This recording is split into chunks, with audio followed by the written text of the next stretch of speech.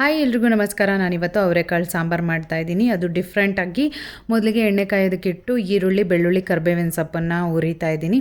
ಇದನ್ನು ಒಂದು ಪ್ಲೇಟಿಗೆ ಎತ್ತಿಟ್ಕೊಳ್ತಾ ಇದ್ದೀನಿ. ಮತ್ತು ಟೊಮೆಟೊನ ಉಪ್ಪು ಹಾಕಿ ಚೆನ್ನಾಗಿ ಗೊಜ್ಜಾಗೋ ಥರ ಫ್ರೈ ಮಾಡ್ಕೊಳ್ತಾ ಇದ್ದೀನಿ. ತೆಂಗಿನಕಾಯಿ ಬದಲು ಇಲ್ಲಿ ನಾನು ಬಾದಾಮಿನ ಯೂಸ್ ಮಾಡ್ತಾ ಇದ್ದೀನಿ. ಬಿಕಾಸ್ ನಾನು ಶೂಟಿಂಗ್ ಹೋಗೋವಾಗ ಟೈಮ್ ಇರ್ತಾ ಇರಲಿಲ್ಲ ತೆಂಗಿನಕಾಯಿನೆಲ್ಲ ಬಿಡಿಸೋದಕ್ಕೆ.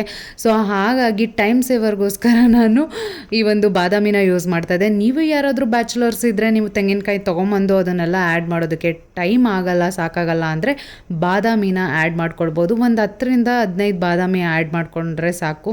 ಸಾಂಬಾರು ತುಂಬ ತಿಕ್ಕಾಗಿ ಹಾಗೆ ಅಮ್ಮ ಮಾಡಿರುವಂಥ ಕೈ ರುಚಿ ಇದ್ದಾಗಿರುತ್ತೆ. ನೀವು ಮನೆಯಲ್ಲಿ ಒಂದ್ಸರಿ ಟ್ರೈ ಮಾಡಿ, ಆಗ ನಿಮಗೆ ಗೊತ್ತಾಗುತ್ತೆ. ಅವರೆಕಾಳು ಸಾರು ಇದ್ಮೇಲೆ ರಾಗಿ ಮುದ್ದೆ ಇಲ್ಲ ಅಂದರೆ ಚೆನ್ನಾಗಿರುತ್ತಾ? ಸೊ ಅದಕ್ಕೆ ಬಿಸಿ ಬಿಸಿಯಾದ ರಾಗಿ ಮುದ್ದೆಗೆ ತುಪ್ಪ ಹಾಕ್ಕೊಂಡು ತಿಂತಾ ಇದ್ದರೆ ತಟ್ಟೆಲಿರೋದೆಲ್ಲ ಖಾಲಿ ಮಾಡಿದ್ದೇ ಗೊತ್ತಾಗಲ್ಲ.